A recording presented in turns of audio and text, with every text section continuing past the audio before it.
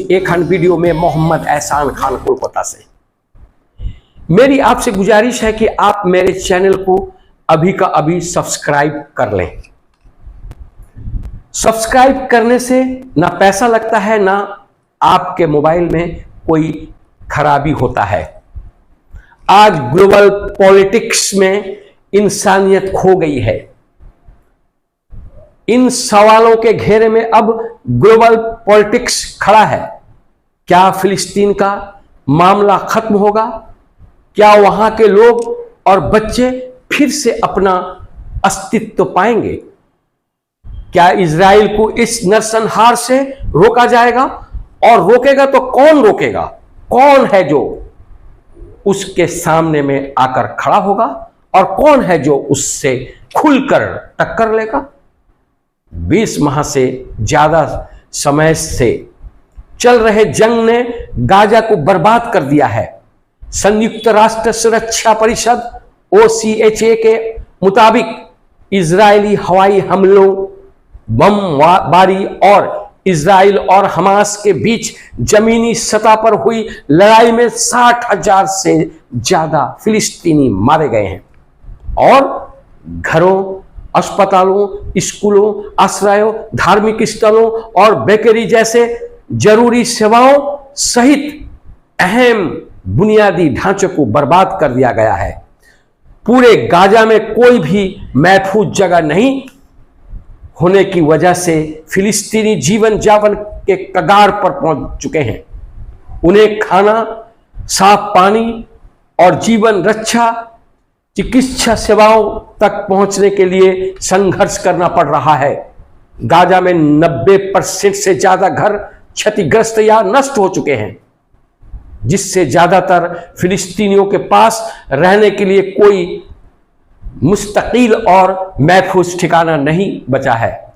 लोग तंबुओं या RG आश्रयों में पनाह ले रहे हैं, जो उन्हें सुरक्षा या सम्मान प्रदान करने में विफल है।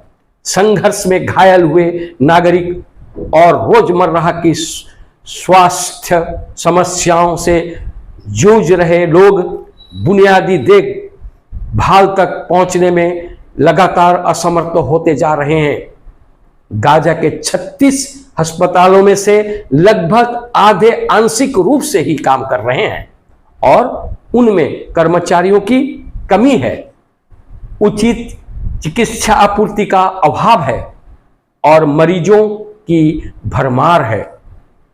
IRC के पास 5 टन से ज्यादा जीवन रक्षक चिकित्सा आपूर्ति तैयार है और गाजा पहुंचने के लिए इंतजार कर रही है, जिससे हजारों लोगों का इलाज होगा और पहले से ही चरमरा रही स्वास्थ्य व्यवस्था को महत्वपूर्ण सहारा मिलेगा। फिर भी इजराइल द्वारा गाजा में प्रवेश पर वर्तमान में लगभग पूर्ण नाकेबंदी के कारण यह अनिश्चित है कि हम ये आपूर्तियां कब पहुंचा पाएंगे। इस संकट का बोझ बच्चों पर सबसे ज्यादा पड़ रहा है। तात्कालिक शारीरिक खतरों के अलावा लगातार विस्थापन, परिवार के सदस्यों की मृत्यु और शिक्षा में व्यवधान का मनोवैज्ञानिक चोट मुस्तकिल असर डाल सकता है, जिसका असर आने वाले पूरे पीढ़ी पर पड़ेगा। हाल ही में इस इलाके का दौरा करने वाले स्काउट ने कहा कि बच्चों में कुपोषण की दर बढ़ रही है और बच्चे व माताएं भूख से अस्पतालों में मर रहे हैं। उन्हें कहा इस समय स्थिति पहले से कहीं ज्यादा खराब है। उन्होंने आगे कहा कि विश्व खाद्य कार्यक्रम WFP के पास सीमाओं पर इतना भोजन है कि वो पूरी आबादी को 2 महीने से ज्यादा समय तक मदद कर सकता है। उन्होंने कहा हमारे पास इसे लागू करने की क्षमता, व्यवस्था और जानकारी है। उन्होंने इस और इशारा करते हुए कि युद्ध विराम ही इस आपदा को टालने का एकमात्र तरीका है। उन्होंने कहा हम इजरायली अधिकारियों के साथ रोजाना संपर्क में हैं। इस समय लगभग 60 से 100 ट्रक प्रतिदिन आ रहे हैं, लेकिन यह तो सागर में एक बूंद के बराबर है।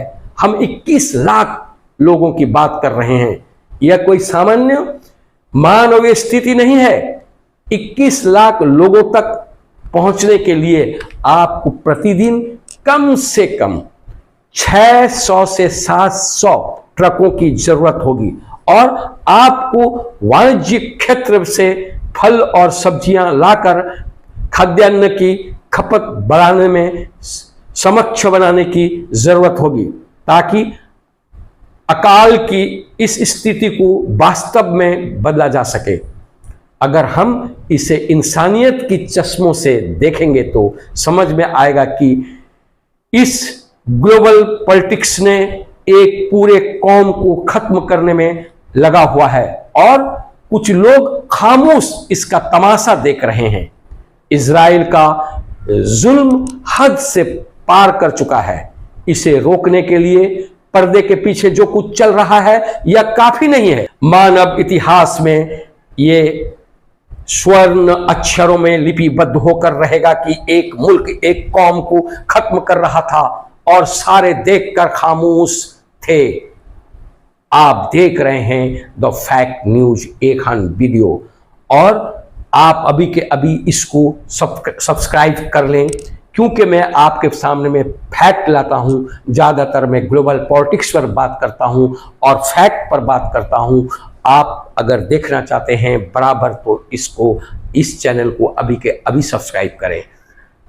Thanks a lot.